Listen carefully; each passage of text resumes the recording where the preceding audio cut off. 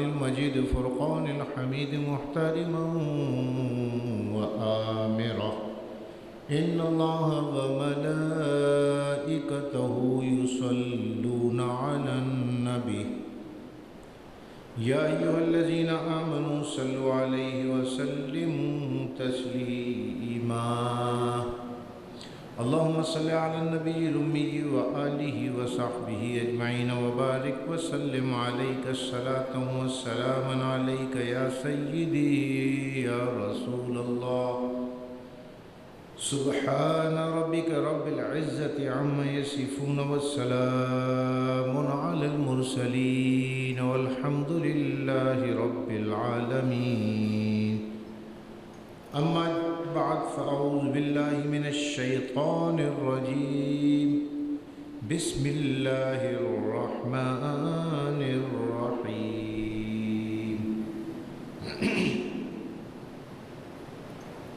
من اهتدى فإنما يهتدي لنفسه ومن ضل فإنما يضل عليها ولا تزر وازرة وزر أخرى وما كنا معذبين حتى نبعث رسولا صدق الله المولانا العلي العظيم وصدق نبي رسوله الكريم حمد الصلاة کے بعد حاضرین مسجد واجب الاحترام حضور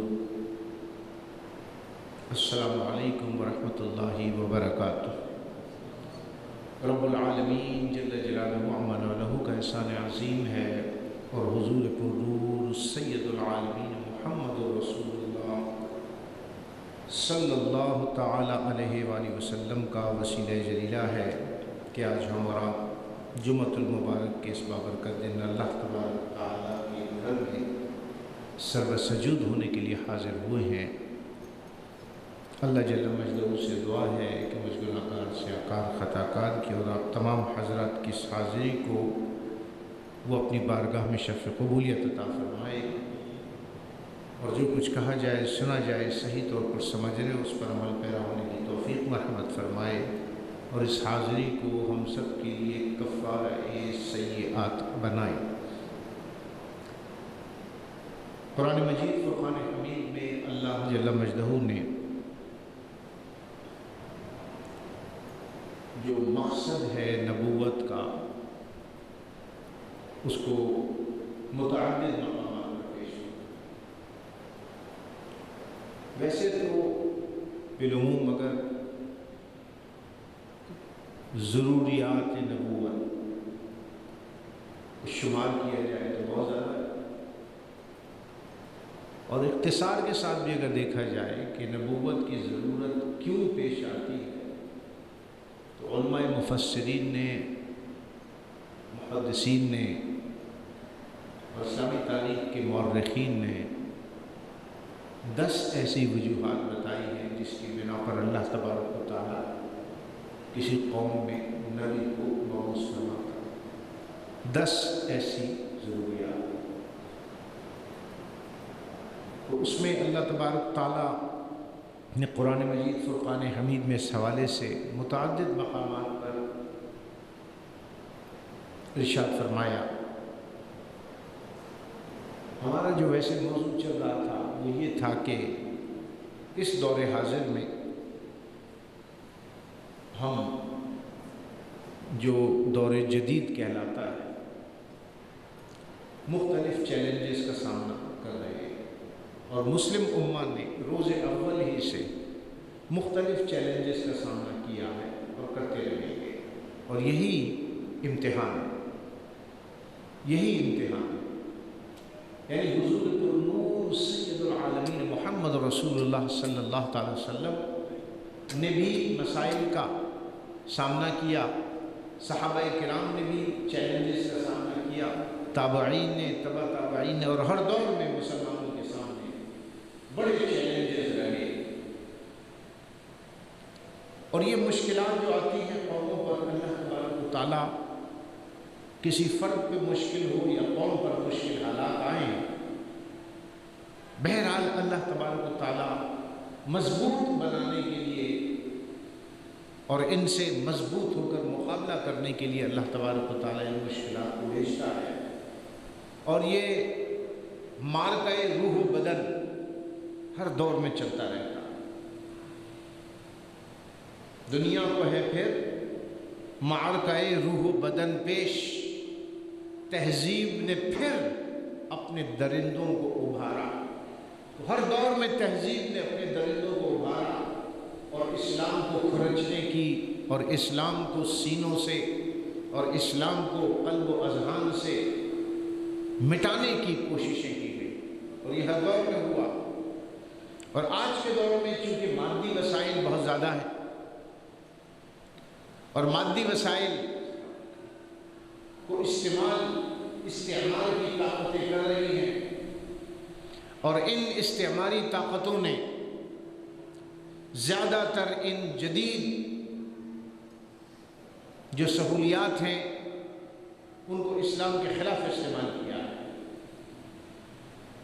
اور جیسا کہ میں نے عرض کیا بارہا کہ کسی قوم میں اگر سیاسی زوال آ جائے،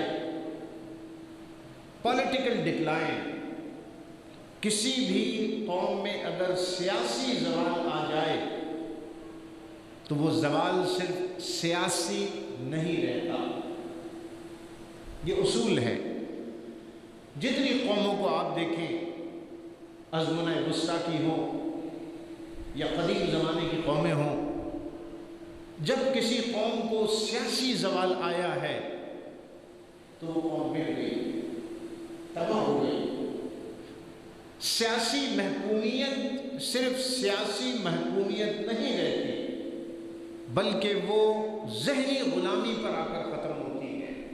تہذیب مٹ جاتی ہے، تمدن مٹ جاتا ہے، اقدار مٹ جاتی ہیں، اس قوم کی اخلاقیات مٹ جاتی ہیں، اس قوم کا نظریہ تہذیب و تمدن اور معاشرت مٹ جاتا ہے، اس قوم کی تاریخ مٹ جاتی ہے، اس قوم کا مذہب اور نظریات مٹنے لگتے ہیں، زبان ختم ہونے لگتی ہے۔ تو تاریخی زوال اپنے ساتھ بہت سارے زوال کو لے کر آتا ہے، تاریخی زوال اکیلا نہیں آتا۔ جب کسی قوم کو عروج ملا تو آپ دیکھیں اس کی تہذیب کو بھی عروج ملا، اس کے تمدن کو بھی عروج ملا، اس کی زبان کو بھی عروج ملا، اس کے کلچر کو عروج ملا، اس کی تاریخ کو عروج ملا، اس کے شعر و ادب اور فنون لطیفہ اس کو عروج ملا۔ تو اللہ تبارک و تعالیٰ نے یہی اصول قرآن مجید فرقان حمید میں ارشاد فرمایا کہ اللہ کبھی کسی قوم کی حالت کو نہیں بدلتا جب تک کہ وہ قوم اپنی حالت خود نہ بدلے۔ اور قوم رسول سے ہے، ہماری بات یہاں ختم ہوئی تھی۔ قوم مذہب سے ہے، مذہب جو نہیں تم بھی نہیں، جذبہ باہم جو نہیں محفل انجو بھی نہیں۔ کہ قوم اس وقت تک قوم رہتی ہے جب تک وہ مذہب کو تھامے رکھے۔ اب آپ سوچیں گے کہ بہت سے ایسے معاشرے ہیں جو کمیونسٹ ہیں، بہت سے ایسے معاشرے ہیں جو سوشلسٹ ہیں، لا مذہبی معاشرے ہیں، ان کا کون سا مذہب ہے؟ لفظ مذہب استعمال ہوا ہے، ٹھیک ہے، اور لفظی معنی میں مذہب کے معنی ہے وہ راستہ جس پر چلا جائے۔ یہ لفظ نکلا ذہب یذہب، ذہب یذہب یعنی چلنا جانا۔ ہوا ذہب الی المسجد، وہ مسجد کی طرف چلا گیا۔ ہوا یذہب الی المدرسہ، وہ مدرسے کی طرف جاتا ہے۔ تو ذہبہ سے مذہب وہ جگہ وہ راستہ جس پر چلا جائے اس کو مذہب کہتے ہیں۔ اب کوئی کمیونسٹ مذہب پر چلا گیا تو وہ بھی لفظی اعتبار سے ایک مذہب ہے، ایک system of thought and ideology اور ایک نظریاتی راستہ ہے۔ اور اصل اصطلاح میں مذہب کہتے ہیں اس کو کہ اللہ اور بندے کے درمیان تعلق کو استوار کرنا اور مضبوط کرنا مذہب کہلاتا ہے۔ لیکن لغوی اعتبار سے مذہب کے معنی وہ راستہ جہاں پر چلا جائے۔ اب کوئی کمیونزم کی طرف چلا گیا تو وہ اس کا مذہب ہے، کوئی سوشلزم کی طرف چلا گیا وہ اس کا مذہب، کوئی الحاد اور فلسفے کی طرف چلا گیا وہ اس کا مذہب، کوئی اسلام کی طرف آ گیا تو اسلام اس کا مذہب۔ کوئی یہودیت کی طرف چلا گیا تو یہودیت اس کا مذہب، کوئی نصرانیت کی طرف چلا گیا تو نصرانیت اس کا مذہب، ہندو اس کا مذہب، مجوسیت اس کا مذہب۔ تو قوم مذہب سے ہے، مذہب جو نہیں تم بھی نہیں۔ یہاں مذہب سے مراد اقبال نے لیتے ہیں اسلام۔ قوموں کا عروج مذہب سے ہوتا ہے، ایک مشترکہ سوچ کا نام ہے مذہب، ایک مشترکہ سوچ کا نام ہے مذہب، ایک مشترکہ عمل اور لائے عمل کا نام ہے۔ مذہب میں اجتماعیت پائی جاتی ہے، انفرادیت نہیں۔ جدا جو دی ہو سیاست سے تو رہ جاتی ہے چنگیز۔ دین کو سیاست سے اگر آپ الگ کر دیں گے تو چنگیزی رہ جائے گی، لڑائی جھگڑے رہ جائیں گے، جو ہم اپنے معاشرے میں دیکھ رہے ہیں۔ 78 سال سے ہم پاکستان میں دیکھ رہے ہیں یہی ہو رہا ہے۔ جدا جو دی ہوں سیاست سے تو رہ جاتی ہے چنگیزی۔ مذہب ایک اجتماعیت کا نام ہے، اجتماعی فکر اور سوچ کا نام ہے۔ جب بہت سارے لوگ ایک سوچ رکھ کر اور ایک ہی لائے عمل اختیار کر کے جد و جہد اور کوشش کرتے ہیں تو اللہ ان کے بڑے بڑے مسئلے حل کر دیتا ہے۔ ایسا ہی ہوتا ہے۔ 4 بھائی ہیں، انہوں نے پیسہ ملایا، محنت کری اور سوچا کہ ہم اپنا گھر بنائیں گے۔ چاروں بھائیوں نے محنت کری، اللہ نے رزق میں برکت دی، پیسہ جمع کیا اور چاروں نے مل کر اپنا اپنا بوجھ اٹھا کے ایک گھر تعمیر کر دیا۔ ایسے ہی ہوتا ہے۔ تحریک پاکستان کو وجود میں لانے کے لیے سب سے پہلے نظریہ ہوا تھا، نظریے کے بعد عمل، اجتماعیت، ایک گروپ بنا، اس گروپ نے کوشش کی کہ پاکستان وجود میں آ جائے، اللہ نے پاکستان کو وجود بخش دیا۔ تو مذہب ایک اجتماعی سوچ کا اور اجتماعی عمل کا نام ہے جس میں کلیکٹیو ایفرٹس شامل ہوتی ہیں، اور کس چیز کے لیے؟ ایک ڈیسائیڈڈ مقصد اور گول جب آپ کے سامنے ہو تو اس کے لیے ایک قوت اجتماعیہ ایک لائے عمل کو طے کر کے اس کا حصول کرتی ہے، اور یہ فکر کون دیتا ہے؟ نبی عطا کرتا ہے۔ قوم مذہب سے ہے، مذہب جو نہیں تم بھی نہیں، جذبہ باہم جو نہیں محفل انجم بھی نہیں۔ نبی کے دامن سے اگر وابستہ رہو گے تو دنیا میں بھی کامیابی آپ رکھے گا۔ اور ابھی بھی آپ دنیا میں دیکھ لیں، اگر عیسائیت کی ایک شناخت ہے تو حضرت عیسیٰ علیہ السلام کی وجہ سے، یہودیت کی اگر شناخت ہے تو حضرت موسیٰ علیہ السلام کی۔ تو ہمیں کیا ہو گیا کہ ہم اپنی شناخت محمد رسول اللہ صلی اللہ تعالیٰ علیہ وسلم کو اپناتے نہیں، فخر نہیں کرتے اس پر، اور جناب دوسری شناختوں میں پڑ گئے، زبان کی، رنگ و نسل کی، سیاسی پارٹیوں کی اور عصبیت کی اور ذات و پات ان کی تقسیم کی۔ امت مسلمہ ایک ہے۔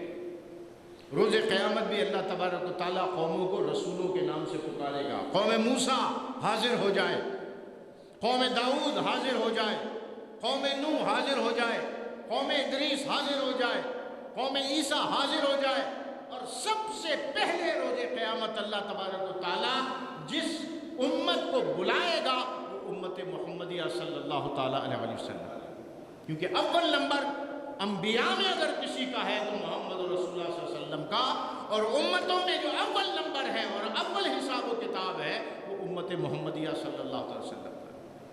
50,000 سال کی قیامت اور ہر سال ہزاروں سال کا، ایک ایک دن ہزاروں سال کا، تو اللہ تبارک و تعالیٰ امت محمدیہ کو سب سے پہلے پیش کرے گا۔ سب سے پہلے حساب کتاب ہمارا ہوگا۔ سب سے پہلے جو باز پرس ہوتی ہے وہ استاد کی ہوتی ہے۔ ادارہ سب سے پہلے استاد سے پوچھتا ہے، ہم نے آپ کو رکھا تھا، آپ نے کیا پڑھایا؟ ہم نے آپ کو رکھا تھا، آپ نے اپنے شاگردوں میں کن خصوصیات کو پیدا کیا؟ کیا آپ نے اپنا کام پورا کیا؟ ہم نے آپ کو سیلری دی، ہم نے آپ کو مراعات دی، ہم نے آپ کو اپوائنٹ کیا۔ اللہ تبارک و تعالیٰ روز قیامت امت محمدیہ سے پوچھے گا کہ ہم نے تمہیں اپوائنٹ کیا تھا، اتنے عظیم رسول کا تمہیں امتی بنایا تھا اور امت بنایا تھا، اب تم تمام انسانیت کے اعمال پر گواہ ہو، بتاؤ تم نے عالم انسانیت کو میرے حبیب کا پیغام سنایا تھا؟ بتاؤ کیا عالم انسانیت کو محمد رسول اللہ کے عشق کے جام پلائے تھے؟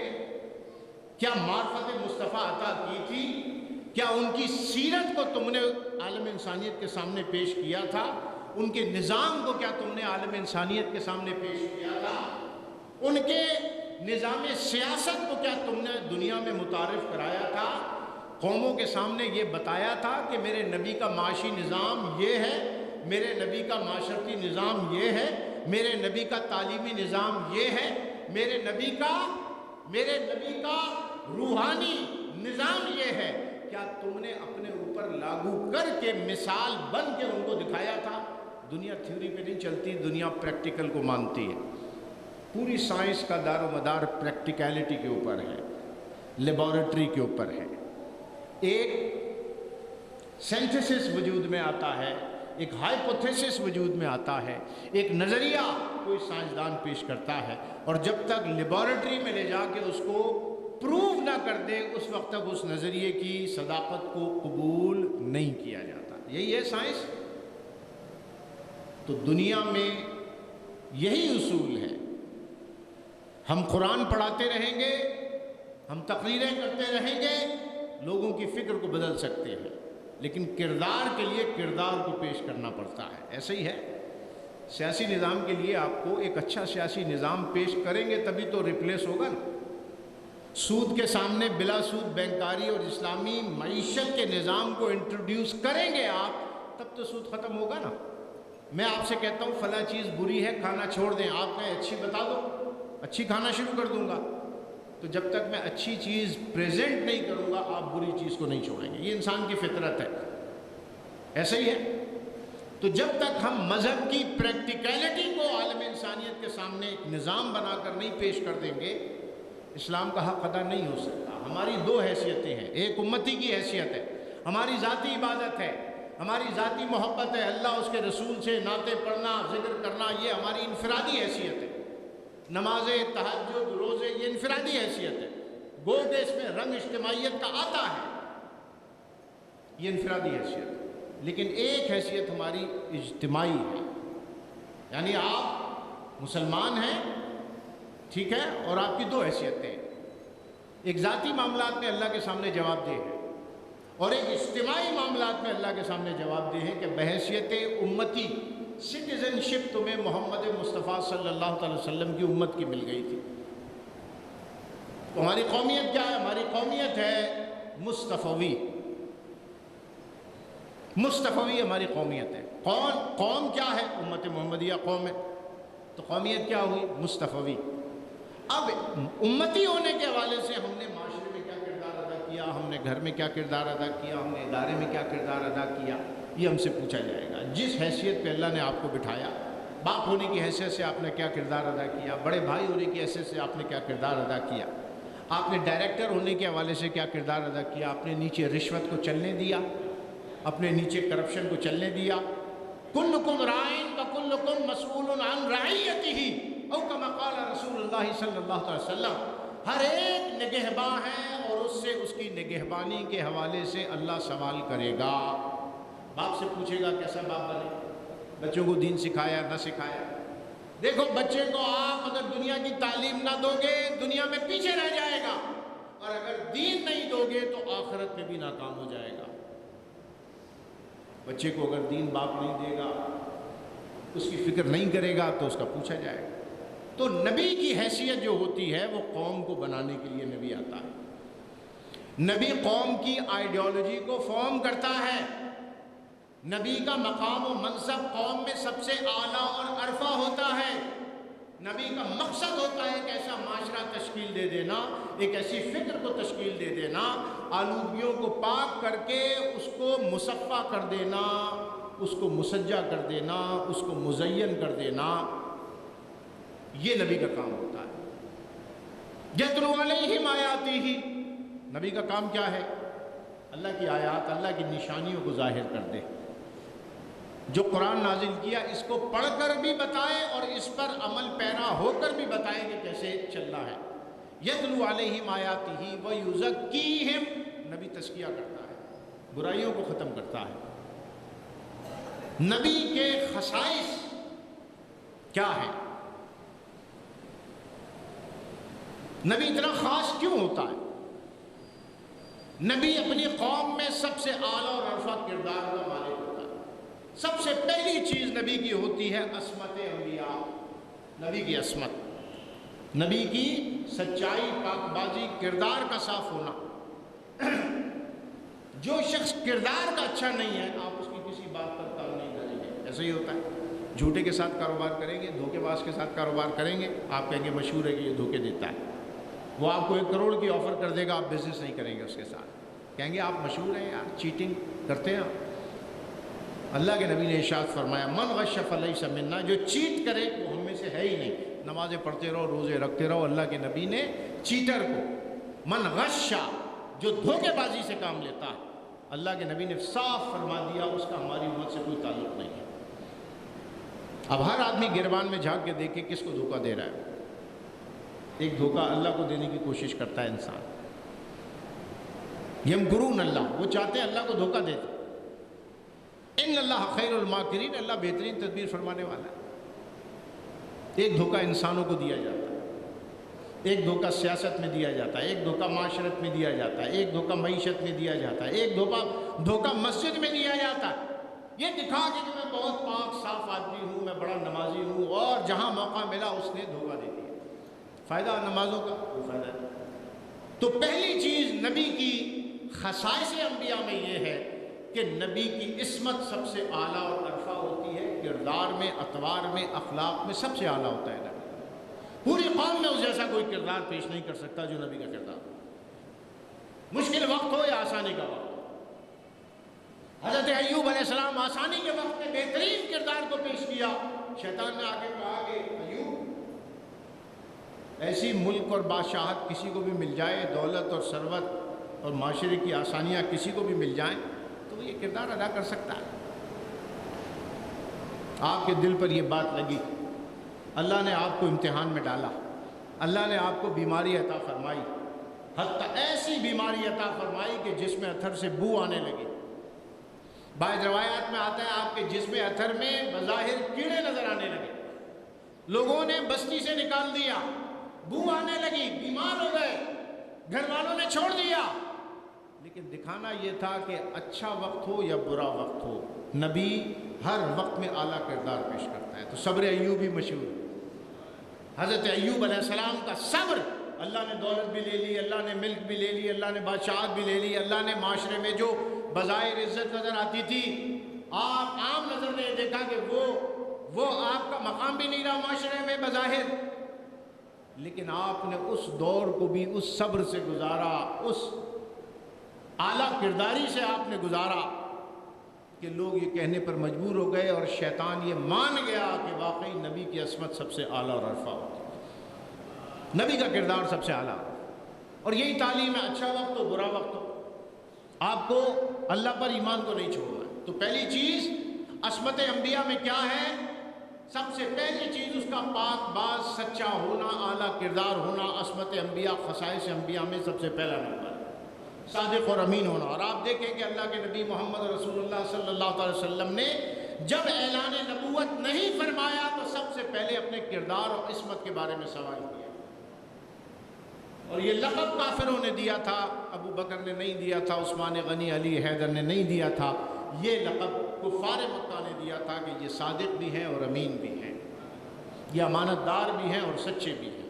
کبھی ہم نے ان کو شراب پیتے نہیں دیکھا، کبھی کسی بری خصلت میں نہیں پایا، کبھی جھوٹ بولتے نہیں دیکھا، کبھی دھوکہ دیتے نہیں دیکھا، امانت میں خیانت کرتے نہیں دیکھا۔ یار نبی نبوت کا اعلان کرنے سے پہلے اپنے کردار کو پیش کر رہا ہے، اور ہم اپنے آپ کو ثابت کرنے کے لیے اپنی نمازیں پیش کر رہے ہیں، اپنے روزے پیش کر رہے ہیں۔ نبی نے کہا تھا کردار اچھا ہوگا تو نمازیں خود اپروو ہو جائیں گی، کردار اچھا ہوگا تو روزے خود بخود اپروو ہو جائیں گے اللہ کی بارگاہ۔ اللہ تمہاری عبادتوں سے تمہیں عزت اس وقت عطا فرمائے گا جب کردار سے خوشبو آ رہی ہوگی۔ تو خصائص انبیاء میں سب سے پہلی خصلت کیا ہے؟ وہ ہے عصمت انبیاء، اور یہی اب ہمارے یہاں کمی نظر آتی ہے، کردار پر کام نہیں ہے، کریکٹر بلڈنگ کے اوپر کام نہیں ہے۔ ایچ آر کے ہزاروں کورسز کر جاتے ہیں، پرسنل ڈیولپمنٹ پر ہزاروں ہم کورسز کر لیتے ہیں، بڑے بڑے لیکچر سن لیتے ہیں، قرآن، پورا قرآن اسی کریکٹر بلڈنگ کی بات کرتا ہے، اسے اس نظر سے نہیں پڑھتے۔ نبی کی سیرت و صورت دونوں کریکٹر بلڈنگ کی تعلیم دیتی ہے، پوری حیات طیبہ اس کو ہم نہیں پڑھتے اس نظر سے۔ 5 وقت نماز میں اعلان ہوتا رہا حی علی الفلاح، آؤ نجات کی طرف، اور ہم جو تھے وہ دنیا میں کورسز کرتے رہے کہ کس طرح کامیابی حاصل کریں۔ رب فرماتا ہے کامیابی ادھر ہے۔ تو پہلی چیز کیا ہے؟ خصائص انبیاء میں عصمت انبیاء۔ کیوں؟ انبیاء السلام جسمانی اور روحانی دونوں اعتبار سے سب سے اعلیٰ درجے پر فائز ہوتے ہیں، انسانیت کی اعلیٰ ترین منزل پر فائز ہوتے ہیں انبیاء، انبیاء کے خصائص میں۔ اور دوسری چیز یہ کہ نبی کی حقیقت کو سوائے نبی کے کوئی نہیں جان سکتا۔ نبی کی حقیقت کیا ہے اس کو کوئی نہیں جان سکتا۔ تو آپ کو ایک شخص نے خواب دیکھا، خواب میں اس پر ایک روحانی فیض کی کیفیت طاری ہوئی، اس نے اپنے آپ کو گنبد خضرا کے سامنے دیکھا، سنہری جالیوں کے سامنے دیکھا، کسی اللہ کے ولی، کسی قطب، کسی غوث کی بارگاہ میں اپنے آپ کو دیکھا۔ اس کو جو روحانی کیفیت حاصل ہوئی، جو روحانی فیض اس کو وہاں محسوس ہوا خواب میں، کوئی دوسرا محسوس کر سکتا ہے؟ کر سکتا ہے؟ ہو سکتا ہے آپ اس کو بتائیں تو خوش ہو جائے۔ وہ کیفیت اس کو حاصل نہیں ہوگی جو خواب میں اس کے اوپر تھی۔ کیوں؟ مشاہدہ اور ایکسپیرینس اس کا ہوا ہے جس نے خواب میں دیکھا ہے، اسی کا ہے۔ کیوں؟ بھئی دیکھیں، اللہ تعالیٰ جس کی ذات کو اپنی تجلیات کا مرکز بنا دے، نبیوں کو اللہ اپنی تجلیات کا مرکز بنا دیتے ہیں، تو وہ پھر کوئی عام انسان تو نہیں رہتا نا، عام انسان تو نہیں ہوتا وہ۔ اللہ جس کی ذات کو اپنی تجلیات کا مرکز بنا دے اس کو خاص صفات حاصل ہو جاتی، خاص صفات۔ موضوع طویل ہو جائے گا، میں اس کی ڈیٹیل میں نہیں جا رہا۔ حقیقت انبیاء کو سوائے نبی کے کوئی نہیں جان سکتا کہ اس کا کیا حقیقت ہے، کیا مقام۔ قوم نہیں جان سکتی۔ قوم اتنا جانے گی جتنا معجزہ دیکھ لیا، قوم اتنا جانے گی جتنا نبی نے بتا دیا، جتنا آنکھوں سے اس کے کردار کو دیکھ لیا، قوم اتنا جان سکتی ہے بس۔ نبی اپنے فیض سے جس کو جتنا روحانی علم اور ادراک عطا فرما دے اتنا اس کو پتہ چل جائے گا، لیکن حقیقت کیا ہے یہ کوئی نہیں جان سکتا۔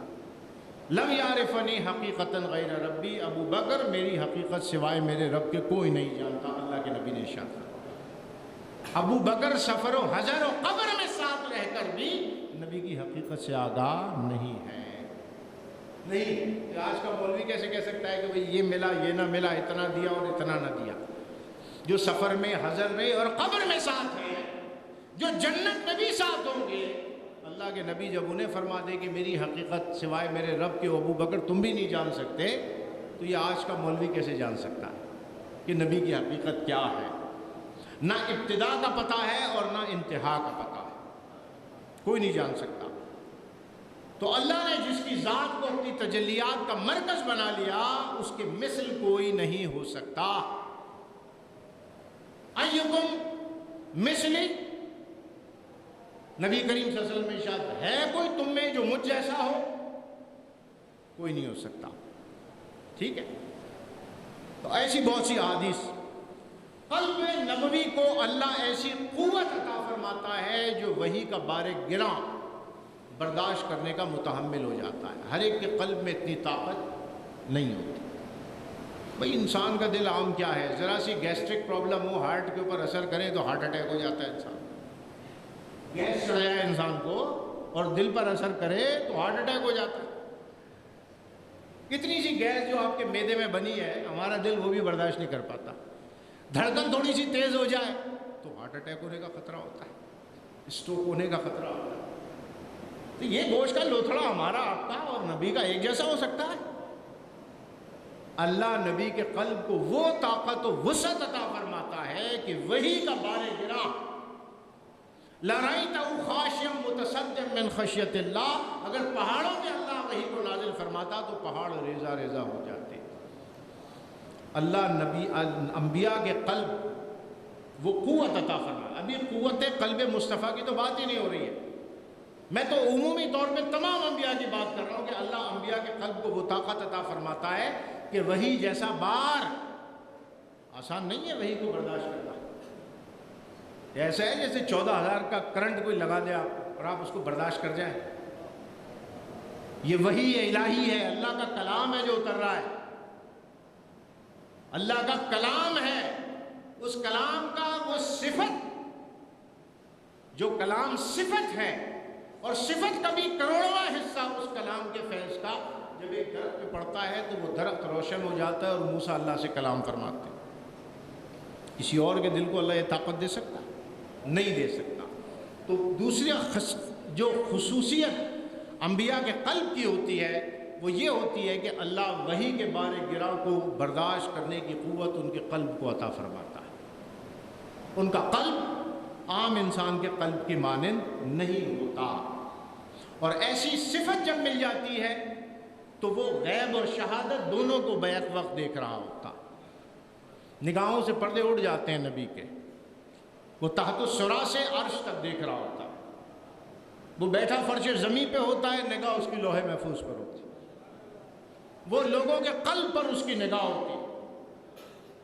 کہتے ہیں نا علماء کی مجلس میں زبانوں کو سنبھالو اور اولیاء کی مجلس میں دلوں اور خیالات کو سنبھالو. ان کی نگاہ دلوں پر ہوتی ہے، روحوں پر ہوتی ہے. عثمان غنی رضی اللہ عنہ کی کرامت یہ تھی کہ کوئی اگر کوئی گناہ بھی کر کے آتا تو آپ اس کی آنکھوں میں دیکھ کے بتا دیتے کہ تو کیا گناہ کر کے آیا.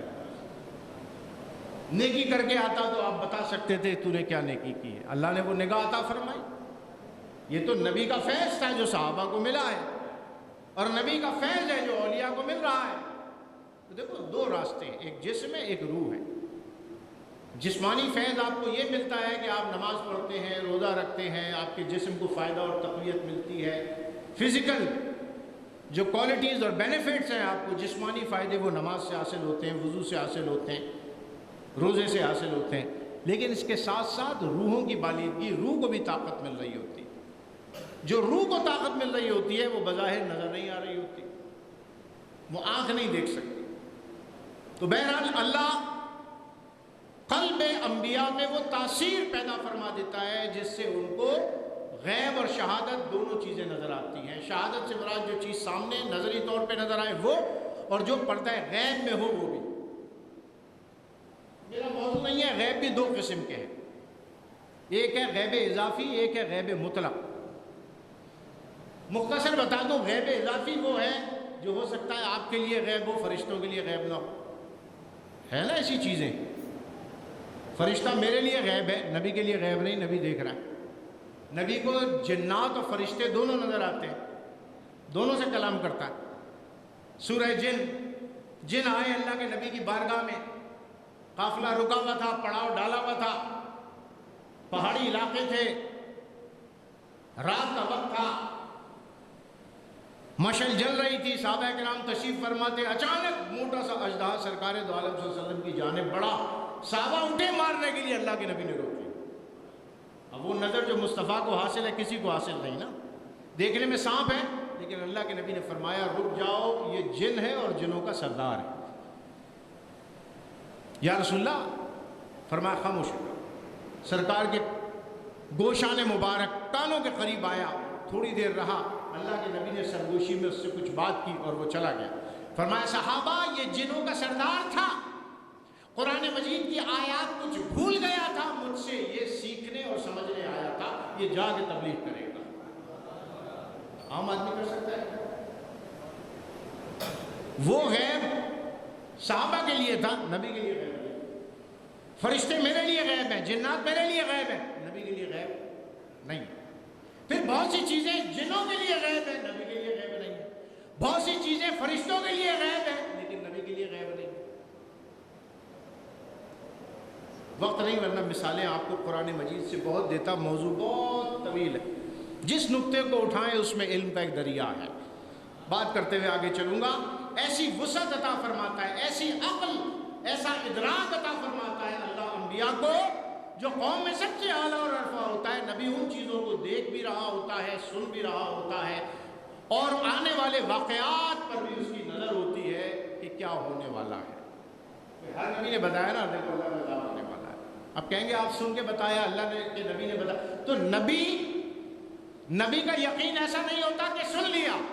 نبی کی شہادت وہ ہوتی ہے جو نبی کا دل تیقن کی جانب جاتا ہے اور اس کو نبی ہوتا ہوا دیکھ رہا ہوتا ہے. حضرت نوح علیہ السلام نے پانی کی مقدار کو دیکھا تھا آپ نے؟ اللہ نے یہ فرمایا تھا موسیٰ تم ایسا کرو کشتی بناؤ. بھائی چھوٹی سی بنا لیتے، کشتی چھوٹی بنا لیتے، بارش ہونی ہے چلو تھوڑی بڑی بنا لیتے، 100 افراد کے لیے بنا لیتے. وہ کشتی کہ جس کے لیے درخت لگائے، درخت اگائے، درخت بڑھے، درخت بڑھ کے کاٹا، سالوں میں جا کے تیار ہوئی وہ کشتی. یہ کون سی نظر تھی جو اس پانی کو دیکھ رہی تھی جو ابھی برسا بھی نہیں تھا؟ سوچیں نا، کشتی بنانے کا حکم تھا تو عام سے بنا. تو اللہ نہ صرف نبی کو مطلع کرتا ہے بلکہ شہادت میں مطلع کرتا ہے کہ نبی ان منظر کو ہوتا ہوا دیکھ رہا ہوتا ہے کہ یہ اللہ کا عذاب آئے گا. یہی تو یقین ہے. عین الیقین نبی کو حاصل ہو جاتا ہے، حق الیقین حاصل ہو جاتا ہے، اور ہمیں اور آپ کو پڑھ کر سن کر علم الیقین حاصل ہوتا ہے. نبی کو عین الیقین دیکھ کر تو اللہ نبی کو دکھاتا ہے بہت سی چیزیں. ابھی میں وقت کے دامن میں اتنا گنجائش نہیں ہوتی، خیر مختصر کر کے میں نام لے لیتا ہوں انشاءاللہ زندگی رہی اگلے جمعے. قوت باصرہ، بصیرت کی قوت جو میں نے بھی بتائی. حضرت ابراہیم علیہ السلام کو اللہ تبارک و تعالیٰ نے تحت الثری سے عرش تک کی اپنی نشانیاں دکھائیں. قرآن میں اس کا ذکر ہے، دکھائیں. نبی کی قوت باصرہ، بصیرت، دیکھنا. نبی کو وہ چیزیں اللہ دکھا دیتا ہے جو عام آنکھ نہیں دیکھ رہی ہوتی. حضور پرنور سید العالمین محمد رسول اللہ صلی اللہ علیہ وسلم فرماتے ہیں جو میں دیکھ رہا ہوں اگر تم نے دیکھ لیا تو زندگی گزارنا مشکل ہو جائے. قبروں میں جو میں دیکھ رہا ہوں اگر تم نے دیکھ لیا تو ہنسنا بھول جاؤ گے، ہنسو گے کم، رو گے زیادہ. جبرائیل امین انسانی شکل میں آئے، دحیہ قلبی کی صورت میں، تب بھی نبی پہچان رہا ہے. اجنبی بن کر حدیث جبرائیل میں آئے تب بھی نبی پہچان رہا ہے. کسی شکل و صورت میں نہ آئے تب بھی نبی پہچان رہا ہے. نبی کو کیا اللہ نے وہ، اور پھر جس نبی نے ملکوت دیکھ لیے اور خود رب کو دیکھ لیا، رأیت ربی برأس عینی. رأیت کا لفظ وہاں پہ آتا ہے جہاں سے سر کی آنکھوں سے دیکھنا مراد ہو. عربی کا قانون ہے. رأیت ربی، میں نے اپنے رب کو دیکھا، برأس عینی، برأس عینی، اپنے سر کی آنکھوں سے. تو نبی کو اللہ وہ قوت باصرہ عطا فرماتا ہے کہ نبی پر غیب کی چیزیں سامنے آ جاتی ہیں. اور جس محمد رسول اللہ کی بات کریں، جب انہوں نے خدا کو دیکھ لیا تو پھر کیا چھپ سکتا ہے نبی سے؟ اور بھلا کون سا غیب چھپے گا نبی سے جب اللہ کے وجود کا دیدار کر لیا؟ سامعہ، سننے کی. اب دیکھیں، نبی وحی کو سن سکتا ہے، میں نے آپ کو بتایا، فرشتوں سے بات کر سکتا ہے. فرشتے جو کہہ رہے ہیں نبی سنے گا تبھی تو بتائے گا. جنوں کی، فرشتوں کی آواز، حتیٰ کہ سرکار دو عالم نور مجسم صلی اللہ علیہ وسلم ارشاد فرماتے ہیں سورج جب سجدہ غروب ہوتا ہے اور اللہ کی بارگاہ میں سجدہ کرتا ہے، میں اس کے سجدے کی آواز کو اپنی کانوں سے سنتا ہوں. یہ نبی کی قوت سماعت ہے. قوت سماعت. تو جو نبی سورج اور حتیٰ کہ بیت المعمور پر ہونے والے طلاق سے جو آوازیں پیدا ہو رہی ہیں اس کو سن لے. عرش کے چڑچڑاہٹ کی آواز نبی فرماتے ہیں میں اپنے کانوں سے سنتا ہوں. جبرائیل امین سدرہ سے جب چلتے ہیں اور زمین پر آنے کے لیے ان کے پروں کی آواز میں سدرہ سے سن لیتا ہوں کہ جبرائیل آ رہے ہیں. کہ نبی کی سماعت ہے. تو خدا سے کلام جو کر لے تو آپ بتائیے پھر اس کی سماعت کا عالم کیا ہوگا؟ موسیٰ نے اللہ سے کلام کیا تو سنا نا اللہ کے کلام کو. پھر نبی کریم صلی اللہ علیہ وسلم نے اللہ سے ڈائریکٹ کلام فرمایا. تو کلام بغیر سننے کے ہو سکتا ہے؟ نہیں ہو سکتا. تو یہ نبی کو اللہ قوت سامعہ نبی کی یہ ہوتی ہے، قوت شامہ نبی کی یہ ہوتی ہے، سونگنے کی قوت. سونگنے کی قوت کہ حضرت یعقوب علیہ السلام اپنے بیٹے حضرت یوسف کی قمیض جو کوسوں دور ہے اور ابھی بیٹے لے کر آ رہے ہیں، جیسے ہی حضرت یوسف کو قمیص دیتے ہیں کہ جا کے بابا جان کے چہروں پر لگانا تو اس سے ان کی آنکھیں لوٹ آئیں گی، اس قمیص کی خوشبو سے حضرت یوسف کی خوشبو کو حضرت یعقوب علیہ السلام کوسوں دور سے سونگ لیتے ہیں۔ یہ نبی کی سونگنے کی قوت ہے۔ پھر بھی کہتے ہو کہ نبی ہمارے جیسے عقل کے اندھے، پھر بھی کہتے ہیں نبی تو عام انسان کی طرح ہے۔ بھئی عام انسان کی طرح کہاں ہیں؟